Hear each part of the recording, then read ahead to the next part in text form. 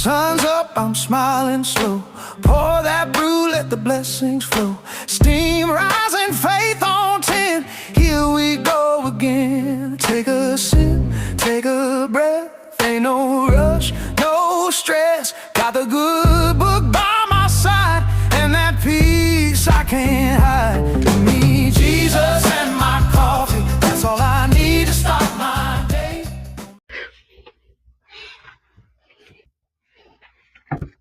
One of many lessons I've learned: God will not give you peace in a place you were not supposed to be.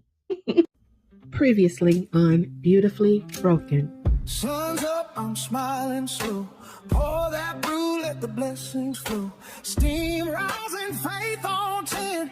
Here we go again. Take us. We are back in Georgia. We are staying with my daughter. So again, things are going well. We're feeling good, But again, in the back of my mind, that fear and that doubt is looming. And we moved to Austell, and we're both working. But we never tried to get anything that we felt we could not afford. And lo and behold, his company lets him go. What are we doing wrong? Where is God? Hopefully you are all caught up right now. It's my turn now, y'all. Recap, we are back in Georgia. I'm still working at Ulta Beauty. We are still with our oldest daughter, and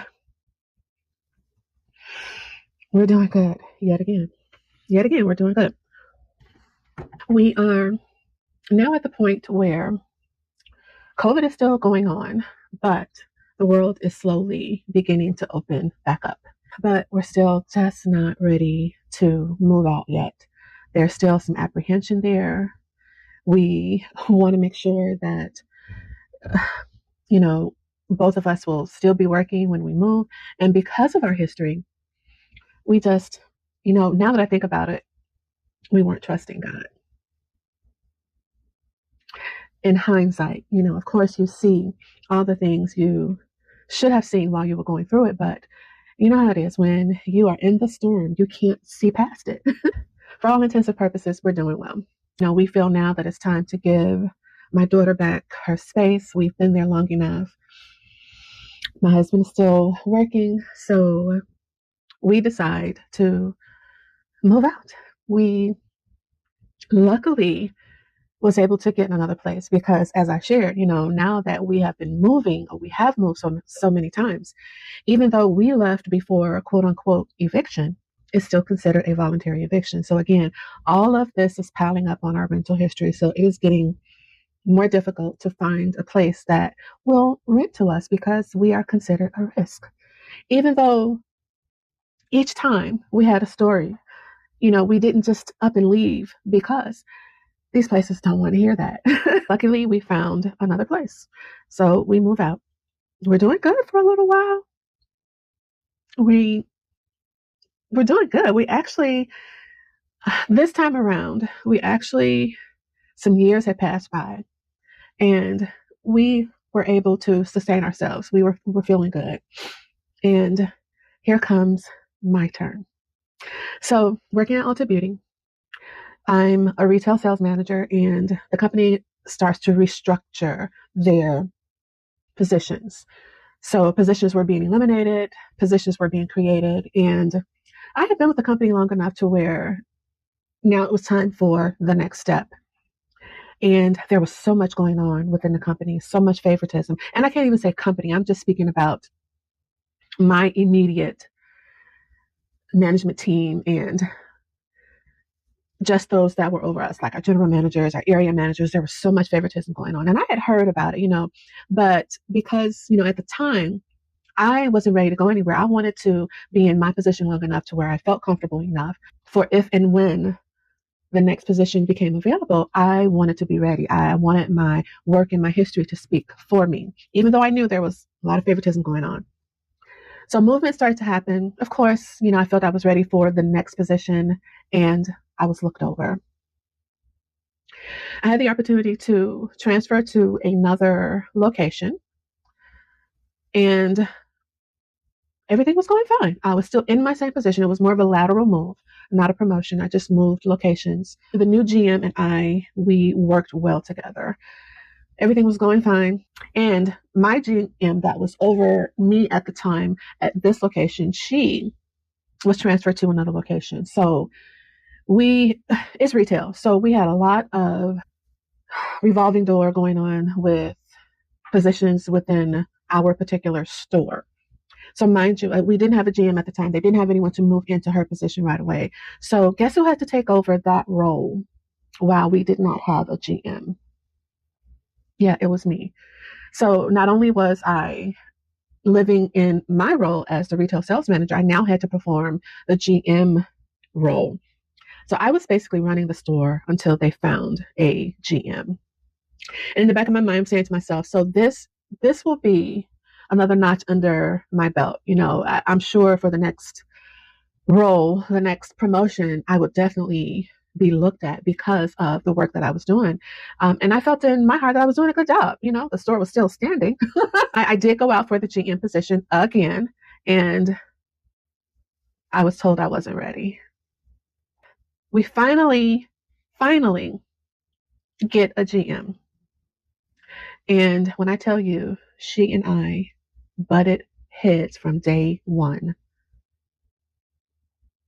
And I don't even know why. Once she was done with her off-site training and she came to the store, she didn't know anything. She didn't come from Ulta Beauty. I never made her feel like that I know more than you do. I never held it over her head that, okay, you don't know anything or this is how you do it. I never did that to her. I did everything I could to share with her a day in the life of Ulta Beauty. And of course, during that time, the team that I had there, of course, we became close. They looked to me as their supervisor. And when she came in with this attitude that she knew Ulta, and the team did not like it. They did not like it. And I was that one, I was a mediator.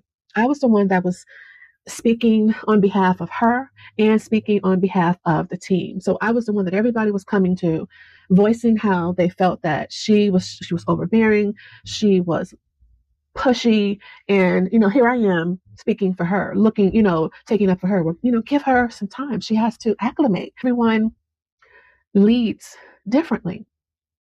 So I'm that one that was there. I had to have words with her on our first day working together because she basically shunned me off. She said something to me and walked away. And the conversation wasn't over. And I could not believe that she walked away from me while we were in mid conversation. I couldn't believe it. And it took me back. And I was like, wait a minute, hold up. Wait. I had to think about, what did I do wrong? Did I say something to offend her? And here I am second guessing my role and what I did and who I am as a person. I was like, wait a minute, I did nothing wrong. So once I got done having that conversation with myself, I was like, no, we are not going to let this simmer. So I went to her and I, and I asked her, I wanted to figure out what did I say something that offended you? Here I am ready to apologize. And it just didn't go right after that. And here is the issue that happened one day. I'm not going to explain the actual situation that in Ulta's eyes was enough to terminate my position with them, but something I did that we have done, or we had done all the time, she felt was enough to report it to HR. Now, mind you, something that we have been doing all along. She reported it. Instead of coming to me and asking me why did I do it? She reported me to HR and they had to do an investigation. Long story short, the whole situation could have been handled at store level, but because she reported it, they had to investigate it, like I said. And by this time, there was so much tension in the store. So much tension in the store. It was where I had gotten to the point where I didn't want to go to work anymore. It was like, once I crossed the threshold of our doors, you could just feel the thickness in the air with her. And she and I just did not get along after that. And so much so to where I wanted to take a leave of absence. Because number one, I was burned out because I had been doing the work of two roles, and I was just burned out. And on top of everything that, we were going through, she just made it even more difficult for me. So I wanted to take a leave of absence. So I had actually started it, and I had taken a couple days off, and I'll never forget this. I was at home and I got a call. And it was from the store. And so, of course, I answered the phone. And when I answered my phone, it was her on the phone, and it was LP on the phone, loss prevention. And I know now it's because the conversation she was getting ready to have had to be heard by a second party. So they, I guess the investigation, they had come to a conclusion with the investigation, and I basically got fired over the phone. And that was the beginning of my journey into losing not one, not two, but three jobs. Now tables have turned. My husband is the one working, and I lose my job. We tried to hang on and hold on as long as we could. I tried to apply for unemployment. I was denied unemployment because of the reason I was terminated from Ulta. It was a violation of policy. And I didn't understand that because, and Ulta even said to me, there was what I did wasn't truly a violation, but because it was something that we had been doing all along. Now, I wasn't the first person to do this either. I was actually following along with my former GM had did, but I guess I was the scapegoat. I was the one that got the slap on the hand. And I can't even say slap on the hand. I was the one that got fired for doing it. So we tried to hold on. We tried to hold on as long as we could. Thank God I was able to get SNAP benefits. So we were getting food stamps. As always, we started to spiral again. We just could not make it on one income. We can't make it on one income here. We started to get behind, and we knew we had to move again. Luckily, I started to do freelancing for a former colleague of mine. So I'm working again. I'm bringing in some income. So luckily, we found another place. And as always, we made sure that this was a place that we could afford. We took everything into consideration, and we moved.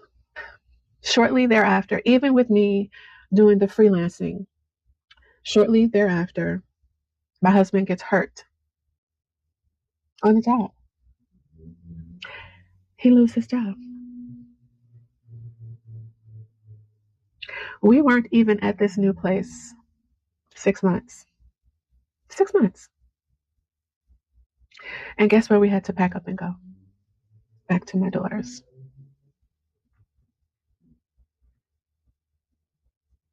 I'm going to stop right there, and we're going to pick up for day 6 with the continuation of It's My Turn.